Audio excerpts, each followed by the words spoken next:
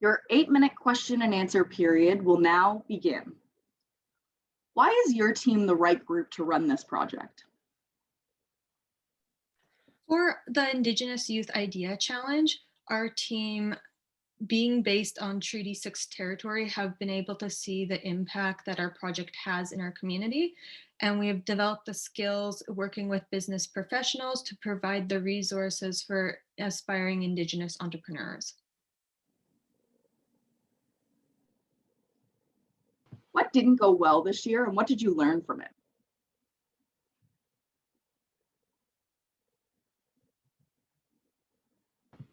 For our Recolor project this year, we had some challenges with the COVID-19 pandemic, trying to partner with restaurants. But we have learned to overcome this by making sure we take the right precautions and reaching out to as many as possible and just answering any questions that they may have with us. What accomplishment from the last year are you most proud of? For our Indigenous Challenge, we were able to do a virtual gala, which we have something we have never done before, and it ran without a hitch. And we'll also be able to give our participants up to $11,000 in startup capital. For Build a Business, this project originally started in March of 2020, and in December of 2020, we were able to pivot this to an online platform, and we were able to deliver our program virtually to our participants. And we were able to complete our entire session for the first time within 2 months of starting the project. Do you have plans to scale your projects? Why and how? For Sensibles, yes, we do have plans to scale our project. This year, we started out with 2 different projects, but we hope to grow that and provide more workshops in the future for this project, as well as reach a greater audience. For the Indigenous Youth Idea Challenge, we are planning to partner or work alongside with Indigenous organizations in the community to expand our outreach to involve more Indigenous entrepreneurs into our program so that we can further educate people on entrepreneurship and provide more capital to Indigenous entrepreneur youth in our communities.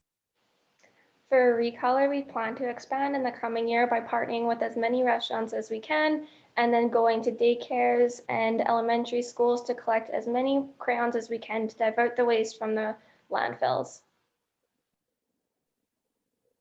For Build a Business, we plan to expand by increasing our workshops from 4 to potentially 6, as well as increasing the difficulty of our workshops, since they were fairly basic beginner to start, and also increasing the number of participants, hopefully, as well.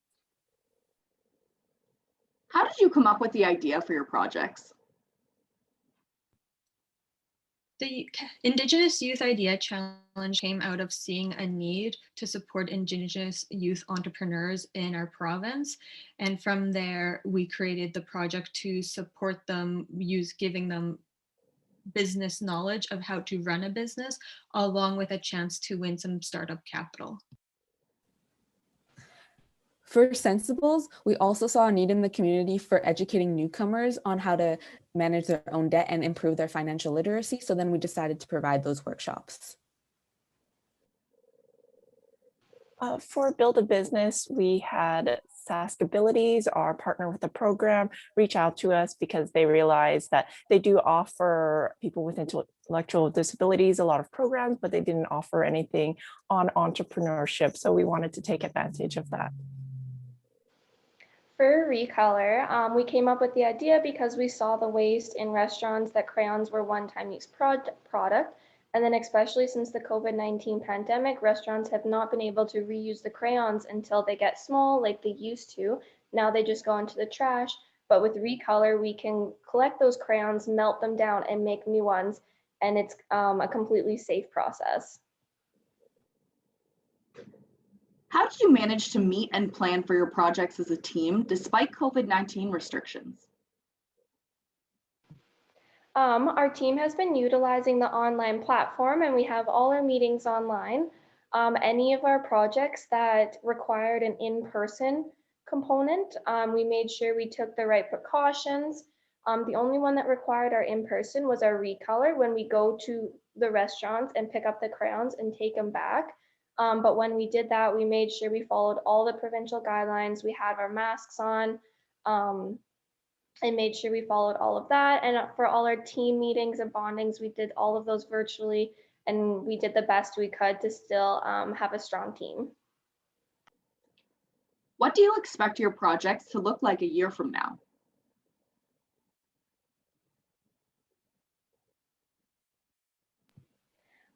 For recolor from a year from now, I'm hoping to have a lot more restaurant partners to be having a collection bin at their restaurant and collecting more. And then I hope to also have a more refined production process with the melting them and making the new product, and partnering with other organizations to be donating the crayons to kids who can really use them to make crafts and art in a way to just work with their creativity, which is really important for kids.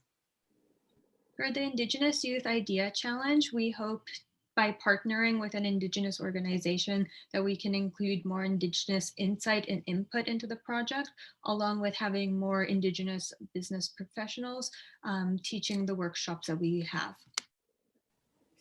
For Sensibles in a year, I'd really like to see the project move to more in-person meetings with newcomer societies such as Open Doors, and presenting to the newcomers in person so we can get a better connection with them and teach them more directly what they need to know. For Build a Business, I hope to have a more developed curriculum. I hope to expand our number of participants, as well as be able to present in person, because I feel like the hands-on experience is more valuable for people with intellectual abilities, and if we're able to help them one-on-one. Explain what tools you use to measure impact. For our recolor project, to measure our impact, whenever we collect the crayons from our partnered restaurants and other locations, we just weigh all the crayons, and then that helps us calculate how much waste we've diverted from the landfills.